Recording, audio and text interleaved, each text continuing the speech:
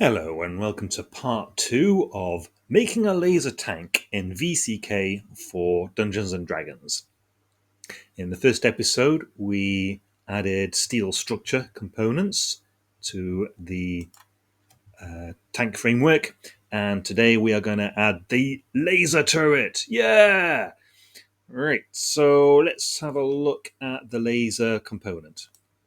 So here is the laser weapon component that I'm currently playtesting. Our tank is mass category 7. Here is the mass 7 laser, but we want a nice big laser, so we are going to oversize it. We're going to stick in a mass 9 laser. This is 2 steps oversized, which means it takes up 3 slots in our tank. So let's use slots 13, 14, and 15.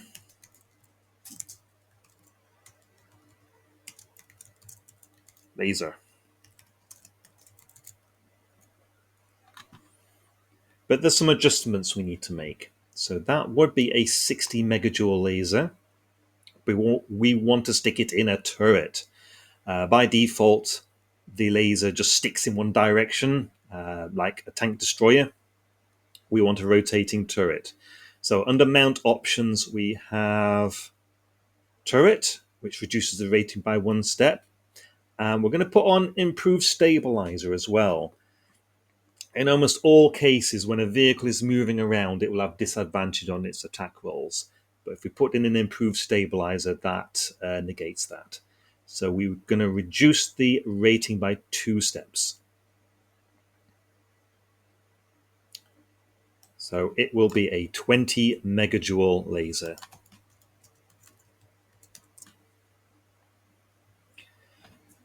Lasers take up power. This table here tells us how much power. The total rating adjustment was minus 2 steps. So the power requirement is 80 power points, but we oversized the thing. So under alternate sizes, we need to apply the oversize modifier.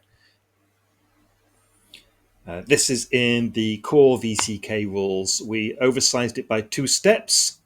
So anything to do with power points is multiplied by 3. Because bigger things take up more power, obviously. So 80 times 3 is 240 power points.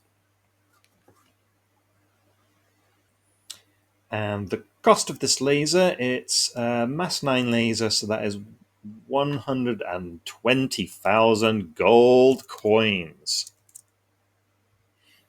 There are more options we can take for the laser based on technology. So for Fusion Age, I have noted that we can take a soft X-ray laser with low efficiency, an ultraviolet laser with high efficiency, or an infrared laser with superior efficiency. Let's go for an ultraviolet laser with high efficiency. So looking at these tables, high efficiency triples the cost but halves the power requirement. So the cost will go up to 360,000 gold coins. And the power requirement goes down to 120 power points. The ultraviolet wavelength is actually the default wavelength, so there's no other adjustments there. Okay, let's note down all the weapon statistics. We have a 20 megajoule laser. It does a ranged weapon attack. It has a fixed attack bonus of +7, so +7 to hit. It deals 4d10 times 10 radiant damage.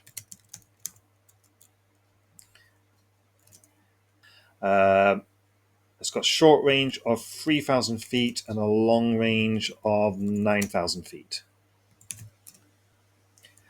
When you make an attack with the laser turret, it can turn to any facing.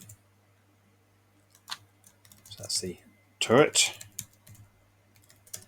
And stabilizer. You do not suffer Disadvantage on attack rolls due to the vehicle's movement. There might be a better way of wording that, but that will do for now. The next thing to look at is the fact that the laser requires 120 power points, which would be a sizable gas turbine or something like that, with lots of fuel to make it work.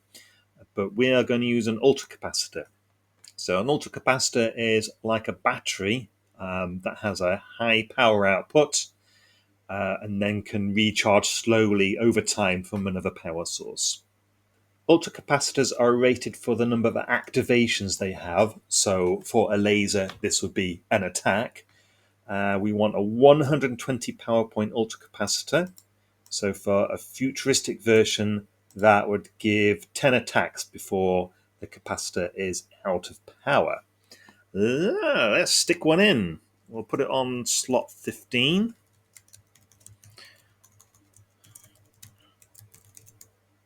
Ultracapacitor. 120 power points, 10 activations. How much does that cost?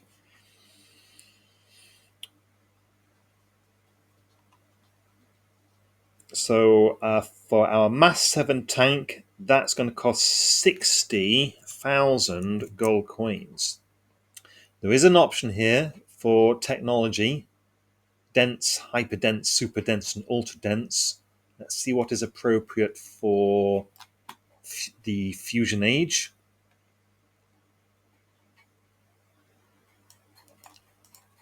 Dense. Okay. So dense will double the number of activations and multiply the cost by 50%. So that's 90k. Now, I said in part one I wanted this tank to be fusion powered, so we have a nuclear reactor component here. Here's the details about the fusion reactor. You put in basically a little bit of hydrogen, and it will last for 1,000 years for a standard fusion reactor, or 100 years for a compact fusion reactor. I think either is fine, really. Let's see how much power they provide. So for Mass 7,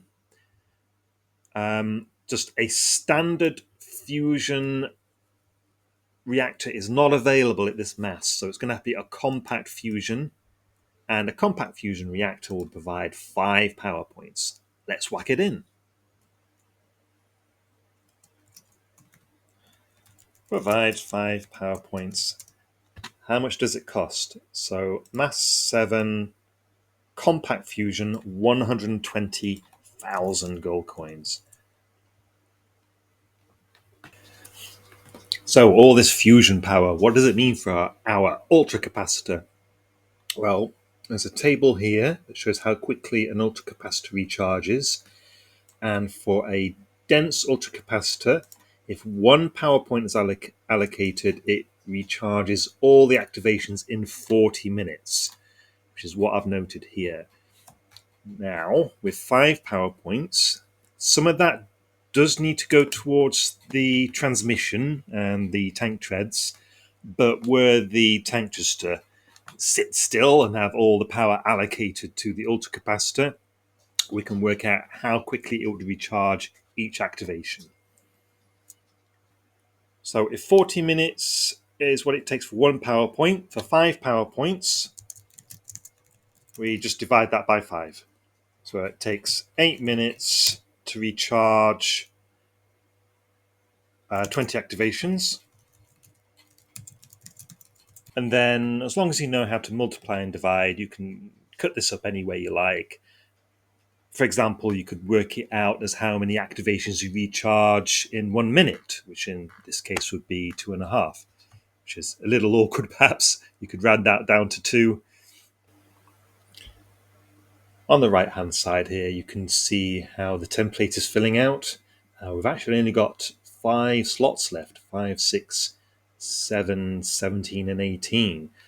So they will be filling up soon.